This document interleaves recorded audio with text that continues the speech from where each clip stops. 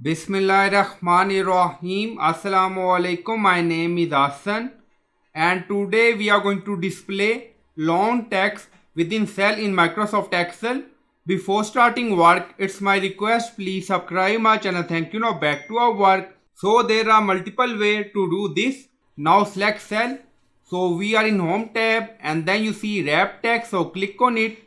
Now you see text display within cell and then we are going to make text shrink to fit. Now select cell, right click on it and then you see format cell, so click on it. So we are in format cell and then you see alignment and then you see text control. Now you see shrink to fit, so click on it and then click on OK. Now you see. So another way is we are going to add break line. Now you see text, so click on it.